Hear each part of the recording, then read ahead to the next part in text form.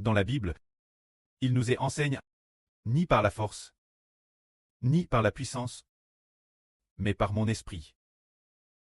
C'est dans le livre de Zacharie. Ce moment-tel, il est part de 2 chandeliers d'or. Il y a un chandelier d'or, et droite et gauche du chandelier il y a un olivier. Ainsi, ces 2 oliviers fournissent continuellement de l'huile ce chandelier. Pour que les lampes sur le chandelier restent continuellement allumées, cette graisse un approvisionnement continu. Que les lampes brillent sans cesse. Un ange a également demandé au prophète Zacharie. Le prophète a demandé l'ange. Mon Seigneur, qu'est-ce que c'est? Alors l'ange a répondu au prophète Zacharie. Ne sais-tu pas ce que cela signifie? Le prophète a répondu. Mon Seigneur, je ne sais pas. Alors l'ange dit au prophète. C'est la parole que Jéhovah adresse Zorobabel. Ce n'est ni par la puissance, ni par la force, mais c'est par mon esprit, dit l'Éternel. Le Seigneur Jéhovah dit. Qui es-tu, grande montagne? Que représentes-tu devant Zorobabel? Tu seras aplani. Il posera la pierre principale au sommet du temple, au milieu des acclamations. Graisse pour elle.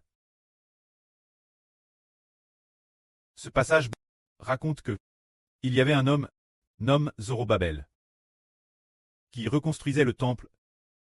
Alors, pendant la reconstruction du temple, Dieu a enseigné Zorobabel, ni par la puissance, ni par la force, mais par mon Saint-Esprit. C'est précisément sur Jéhovah qu'il faut compter, de l'Éternel pour achever le temple. Puis il est dit encore, après la construction du temple, grande montagne, que es-tu devant Zorobabel? Tu seras aplani. Cela signifie que, lorsque Zorobabel aura fini de bâtir le temple de Dieu, la grande montagne représente les grandes nations. C'est comme dire Angleterre. Que es-tu Amérique? Que es-tu Russie? Que es-tu Chine? Que es-tu? Ce qui veut dire que ces grandes nations devant Héber, qui est appelé Zorobabel, seront toutes aplanies. C'est pour enseigner aux frères Héber que l'on doit s'appuyer sur le Saint-Esprit. En s'appuyant sur le Saint-Esprit, le précleste détruira les grandes nations. Alors, comment s'appuyer sur le Saint-Esprit? Cela est la vision que nous venons de voir, l'huile dans le chandelier d'or de cette vision. C'est le Saint-Esprit. Le chandelier d'or tout entier, représente la lumière mise par le Saint-Esprit. Et qu'est-ce que ce chandelier d'or? C'est notre groupe de frères et sœurs. Qui est le chandelier d'or? Et ce groupe de nos frères et sœurs est le chandelier d'or de. Tandis que l'huile l'intérieur est fournie par les 2 oliviers. C'est-à-dire permettre à un groupe de frères et sœurs d'avoir toujours la vie coûtée. En coûtant la vie continuellement. Les frères et sœurs continuellement. Continuellement, tout comme le chandelier d'or, les lampes continuelles, brillant sans cesse, clairant et clairant sans cesse. Alors, parce qu'ils coûtent continuellement la vie, et qu'ils reçoivent continuellement la nourriture du Saint-Esprit, ce groupe d'enfants clestes ont achevé la construction du temple. Tout comme ce soir, nous voyons un groupe de frères et sœurs louer ensemble, pendant que sur Pila enregistrait. C'était magnifique entendre Ceste dire que les frères et sœurs coûtent la vie chaque jour. Et ainsi travaillent ensemble, louant Dieu jour et nuit chaque jour. Les chants de louange Dieu sont comme les lampes du chandelier d'or, brillant sans cesse, et brillant toujours, sans qu'on s'en rende compte. Dieu de la bouche de nos frères et sœurs a reçu la louange. Ainsi toutes les nations et tous les peuples devant Héber seront aplanis devant lui. C'est pour dire aux frères Héber. Ne compte pas sur la force, ne compte pas sur la puissance, mais par mon esprit. C'est le Saint-Esprit qui entre dans un groupe d'enfants, l'intérieur des enfants, les nourrissant continuellement, disant la vie continuellement. Ce groupe d'enfants recevant la provision du Saint-Esprit, sans qu'on s'en rende compte, la lampe cesse allume. Par exemple, nous pressons un groupe d'enfants. Servons Dieu chaque jour, mettant toujours une lumière éclatante. Et c'est parce que le Saint-Esprit les nourrit sans cesse. Ainsi un groupe d'enfants continuellement loue et loue encore très bien, loue sans cesse et prie sans cesse.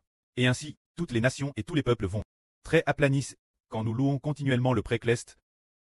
faisant continuellement de la louange une protection nationale, faisant de la louange un combat, faisant de la prière une protection nationale, faisant de la prière un combat, sans s'en rendre compte, sans s'en rendre compte.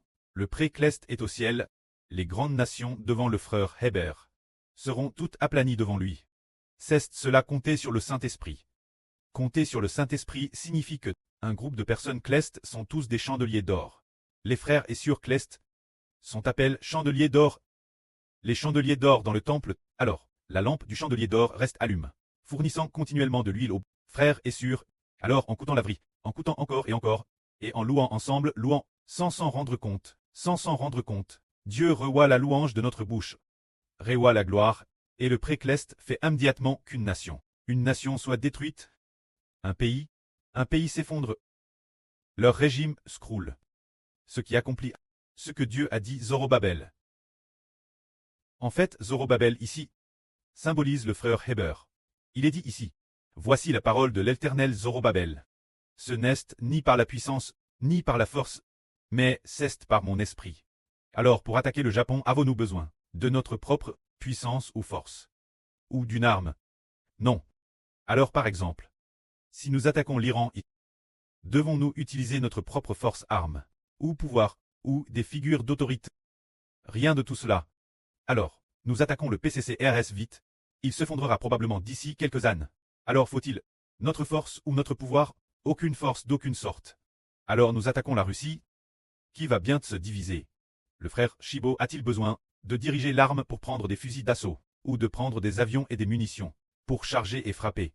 Rien de tout cela. Dieu dit, ce n'est ni par la puissance, le pouvoir ici inclut le régime politique, inclut l'arme, inclut la technologie, inclut ses armes, inclut toutes sortes de personnel de cette arme. Ne comptez pas sur cela. Alors faut-il compter sur les capacités du frère Shibo pour élaborer des stratégies, sur la façon de faire s'effondrer la Russie, etc. Pas du tout. Mais alors quoi? Mais par mon esprit. Ce qui signifie que il suffit de se concentrer chaque jour, battre les frères et sœurs, verser l'huile de laverie au bon moment. C'est-à-dire l'huile d'olive de laverie pour arroser le chandelier d'or, pour que les lampes sur le chandelier d'or soient toujours approvisionnées en huile, c'est-à-dire les frères et sœurs, qui sont le chandelier d'or, en partie. Alors, les frères et sœurs reçoivent constamment la vie, et puis sont constamment nourris. Ce moment-là, les frères et sœurs louent jour et nuit. Par exemple, notre général protecteur de la louange, là sur Pila et un groupe de sources qui louent jour et nuit. Bien. Alors dans ce cas, la lampe du chandelier d'or brille continuellement. Alors le pré-Cleste dit, j'aille enfin au milieu d'Israël, transna, te glorifie.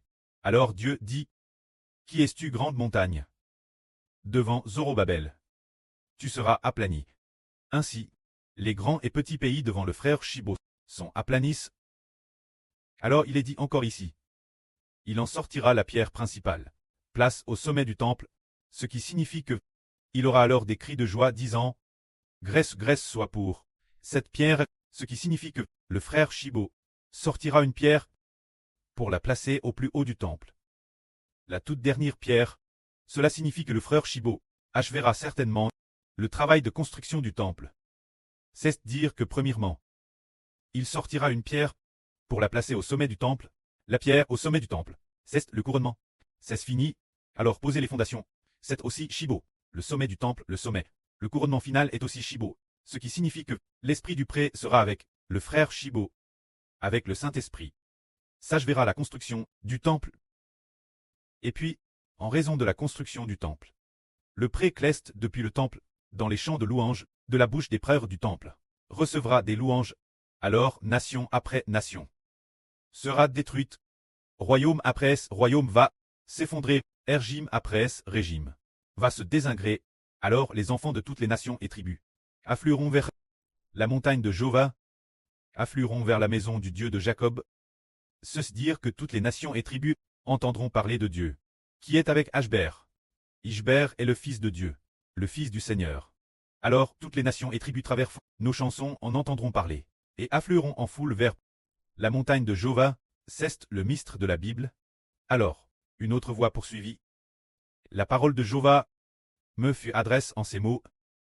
Les mains de Zorobabel ont posé les fondations de cette maison. Ses mains aussi acheveront cette œuvre.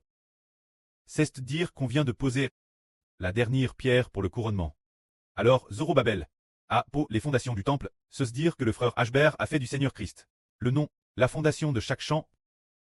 Ainsi la fin.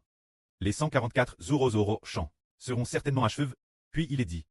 Ainsi vous saurez que le commandant des armes, Jova, m'a envoyé vers vous, qui me prise le jour, en pensant que ce qui est fait est insignifiant.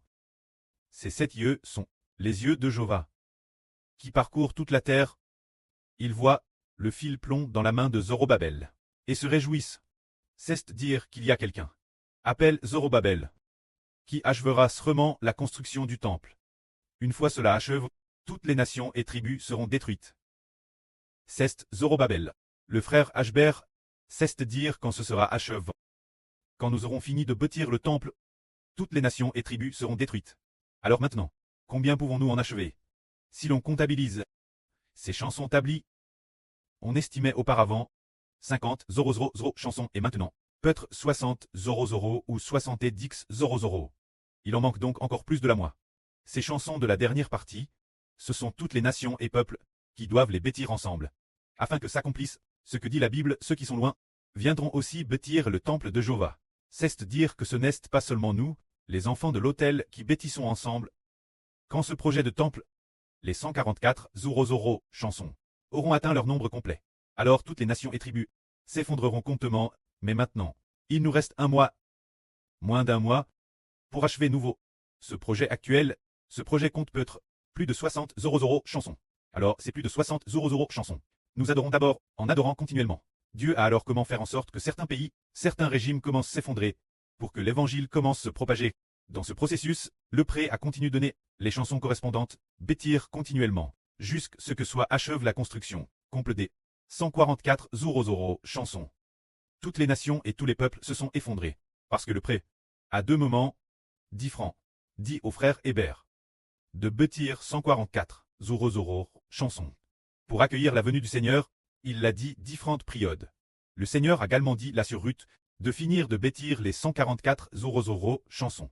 Toutes ces choses enseignent que, une fois les 144 Zorozoro chansons bêtises, toutes les nations et tous les peuples cessent de dire les grands pays, les plus grands pays, comme le Royaume-Uni et les États-Unis, qui sont les plus grands pays du monde, seront tous devant nous, race. Alors qui va les raser? C'est l'œuvre du pré-Cleste Jova, une œuvre grande et merveilleuse. C'est pour nous amener compter sur le Saint-Esprit. Compter uniquement sur le Saint-Esprit, la puissance de Dieu accomplira cela. Que la gloire soit rendue au prêtre et au Seigneur. Amen.